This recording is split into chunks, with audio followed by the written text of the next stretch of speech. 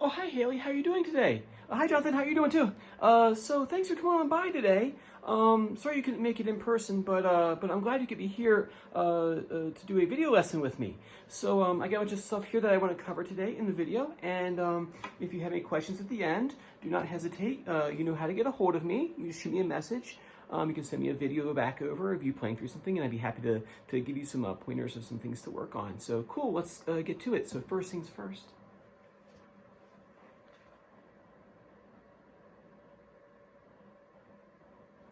All right, cool. So let's see here. So first thing I want to cover today is the first thing on the list. I'm going to send over to your dad. Is your D major scale, since that's kind of the thing that the middle second third of the of book one is kind of based around.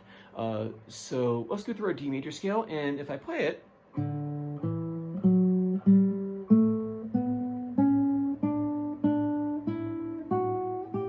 I think that's where we stopped last time on that first string right there. If not, I'll send over some notes on how to do that. But so when you watch me do it, there's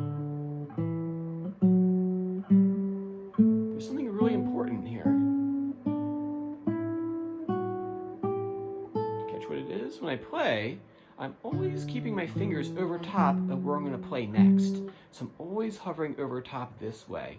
What you want to avoid is this sort of thing right here. Kind of pulling the hand down this way. And don't worry, everyone does it in the beginning, so even I did it. It took a while for me to get out of my playing. But we're going to work on that today. So what I want you to do is when you play just the first, and don't play the whole thing, just play just the first couple of notes, because that's the first thing right there. We have this here, and we have, and see, what I want you to do is maybe play the first 1, 2, 3, let's do the first 4 notes. So play the first D, and then the E right there. Try to keep your hand up over top. Remember how we did when we did preliminary exercise, how you worked on keeping your pointer finger and your middle finger from doing this thing right here? I want you to do the same thing with your D major scale. So you play the first note, then you go to the second note. Your first finger is playing right here, so avoid dropping your hand down like this. Like I say, everybody does it, so don't, it's not like, no one comes in this thing, being able to keep their fingers up there, but try your best, keep them up there. Play the first note, play the second, keep those fingers up, You see, you can hold them there for like 5 seconds. 5, 4, 3, 2, 1, and then you play your third finger, and we do that, keep your fingers up, and then your pinky, and keep those fingers up, even these guys over here, right? One more time. I'm not playing the pinky anymore. I don't let it drop. I don't do this here. I try to keep it all up, just like how you did in preliminary exercise, and keeping the fingers down. And also too, when we were doing pinky push-ups over here, that we don't want to drop them down. Don't do this here. So keep it up for me, okay? And you can go through the whole scale. So I would focus just in the beginning on those first couple of notes. And once that feels comfortable to you, and you feel like you're ready, you can go ahead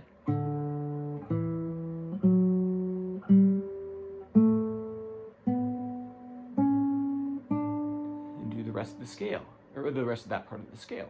And also too, remember, it's really important, the other thing I should put in here is that make sure you use the correct fingers, and the fingers that you use for the D scale are the same fingers you use for the firm and tons. So I know there's ways of playing the open strings with the firm and tons, but we got to make sure that we're using the notes of the D major scale. So when you use a finger for D major, say the B here, I go D, E, F sharp, G, A, B, C sharp, D. I know you can play B on that open string right there, but try to be sure to use the fretted B. Good. So I want you to work on that for me. So work on the hovering that pinky. Next thing I want you to do is number 2, thumb exercise review. Is that when we have our thumb, can you see? When you have our thumb come down, we want to make sure we move from the big knuckle back here, and we're going to come down, and we're going to meet. Something's bad. See our first knuckle right here on our pointer finger. This guy right here. I spent a lot of time in school. Actually, I taped up my finger. I think I told you that before. I taped up my fingers in grad school to learn how to do a better stroke through with the index finger, and so. So I can move my finger like that. And then we have our thumb, and it's gonna make an X or a cross at that first knuckle. So what you do is you practice, you put your index, this is on the 3rd string, I put my index, middle, and ring. You kind of set them all there, even though that's not really how we kind of play it, we're just gonna keep them there. And we have our finger come down, and what I'll do is it'll come down, it'll be up here on the, say on the 6th string, you'll play the string, and you'll come down, and just for practice. So like I said, this is just for practice. It's not like when we're playing pieces, but this is just for right now. We play here, and we come down, and we meet that knuckle joint right there. So we do it for real. And then we go to the next string.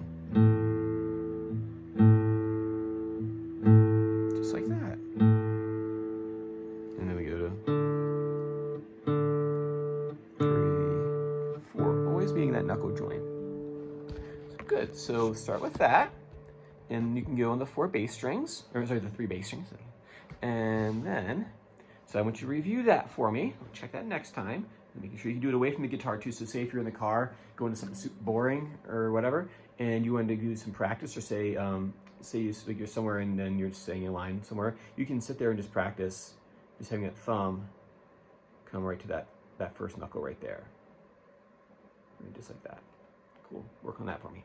All right, next thing is we're gonna do the thumb and moonwalk exercise. So our thumb is gonna play just how we were doing, but this time we're gonna put our pointer finger on the 1st string, how like, if we're gonna do like moonwalks on the E string.